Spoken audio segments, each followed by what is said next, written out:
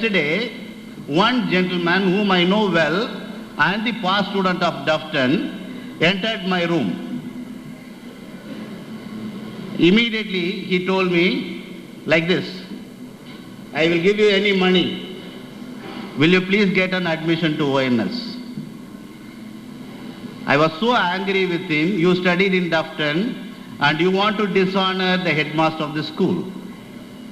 And he replied, I'm sorry, please excuse me. This is the state of our country. Wherever we go, we must first tell this one. Where we are, my dear boys, we have to think. So corruption is everywhere. But what we are going to do, we must think of. We are going to live in corruption, or we are going to find out solution, how to stop this corruption. And the third one is... Mrs. Pratibha to say a few words before we go right into the oratorical competition. Chopal, our Rotary President, Mr. Gopinath, and friends. I am indeed grateful to Mr. Gopinath for having asked me to come here this morning. I was taken by surprise now when he said that I have to say a few words. Well, children, as a mother, I only request all of you to interact in a very congenial and a nice way with one another. You are the children of tomorrow. I know all parents are looking up to you, especially when we all feel that you being the children of tomorrow will do something for this world to bring peace and prosperity. Children, interaction is not just having fun. It's knowing one another, knowing, giving, and helping one another. I know you, children of tomorrow, will do a better job than what we elders have done today, as your headmaster has already told you. He says women are doing better things than men. I don't agree with him. In the sense, I think men are behind us, helping us.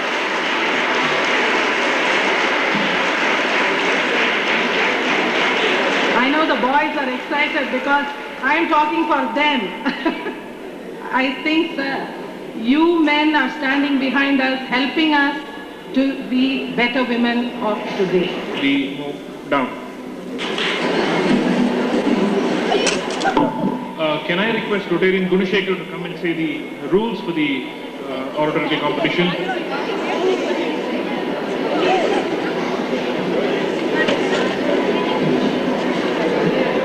Good morning, everybody. Can I have your attention, please? Sorry, I missed out on one aspect of the competition. We have a buzzer which will go off at 2 minutes, at the second minute, to remind the speaker about the... Distant patriot, I'd like to thank all the people who gave me this opportunity to voice my opinion. Our constitution proclaims India a sovereign, socialist, secular, democratic republic. Why then are the people discriminated in the name of caste? The reservations, they exist in every turn people take in building a career.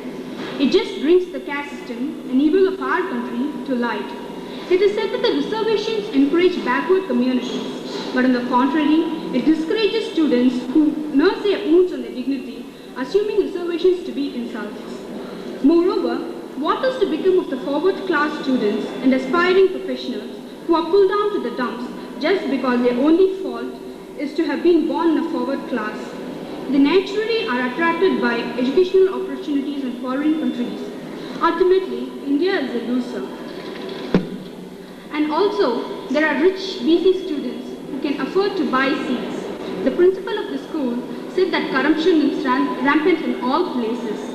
So, it's naturally easy for them to get a seat. What is to become of the poor FC students? The most pitiable people are the boys who study in the CPSE schools.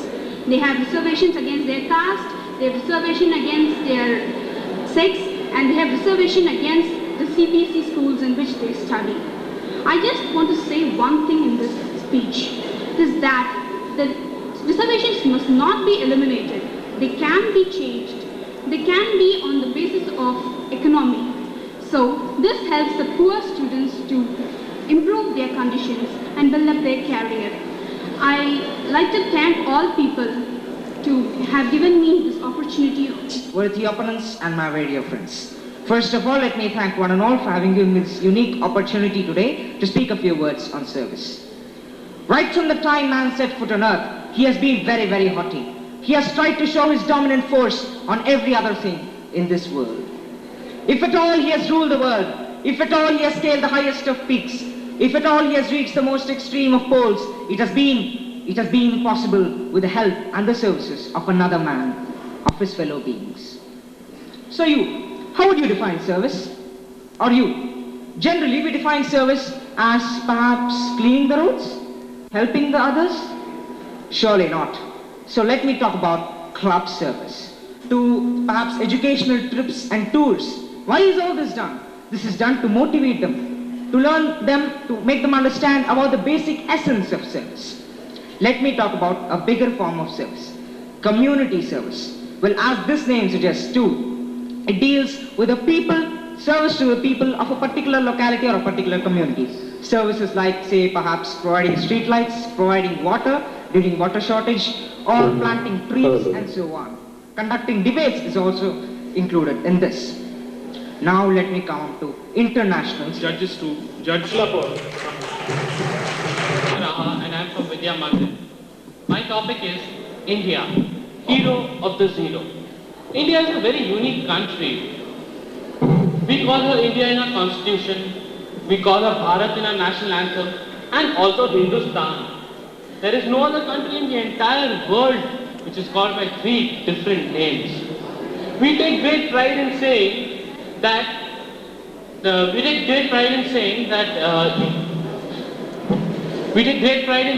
India is a very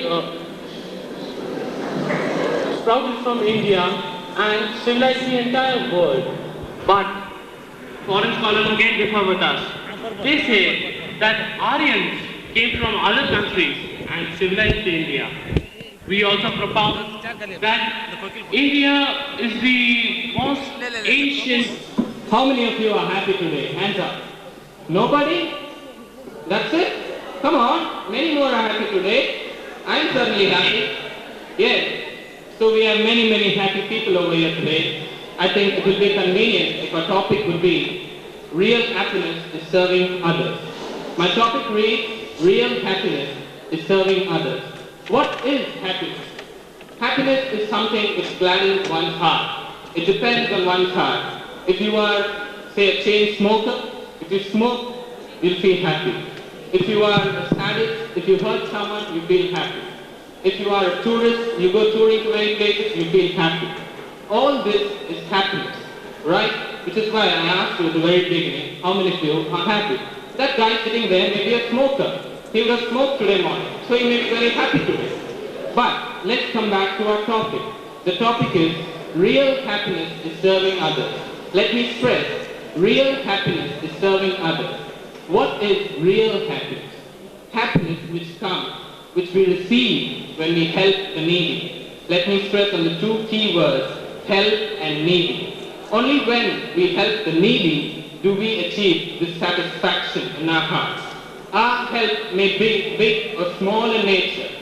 It may vary from helping one of our classmates to pass out in his examinations, or maybe a few tender words to a guy in the hospital, maybe admitting someone to a hospital, someone who's lying injured on the road. You know, all this is service to humanity. Service to humanity in reality means helping others. That is a fact. When we Underprivileged children of the world, and the least we can do to help them. Traveling around the globe, one can find many children abandoned and neglected. Something's got to be done about this. Though there are many international trade relations providing life-saving schemes for these underprivileged children, it is just not enough. Even we have to lift our hands a bit to help these children prosper. All they ever do is pay them. Hardly any of us lift a finger to help these children. It is time to understand, listen, and most important, care for these children. Your love is all they want, and it's all they've got to hope on. They have faith in the world. It would be very mean of us to turn our backs on them. Children need our help. and we need to give it to them as a symbol of love and hope to share with them. In the eyes of the common people, the look is much the same. They think they will lose, these children were to win. In the plains of this world are filled with children suffering from around the world who have persistently been fighting against hunger, bringing to fact this proverb: give a man a fish, he eats for a day. Teach a man 2 fish, he eats for a lifetime. In spite of the efforts of these people, there are still many children as their children starved, and then they succumb themselves to hunger and starvation. Us of helping others. So let us reach out with all the love we can muster and make this day forth a more meaningful experience. Thank you. The representative of the leading ICT Mutha school. Cinema and the society. Indian film industry was very advanced. Hundreds of people were employed in the film industry. Hundreds of films were produced every year. The cinema has come to stay with us for good, has a last back. We should not get away with it. It is a cheap path and popular entertainment. So it is in our hands how to use it. If we abuse it, it becomes to harm, hence epidemic. So I'd like to tell you that Indian cinema can be roughly divided into 3 categories. They are social, mythological, and science and sexual. And all these people are interested. So they do not understand.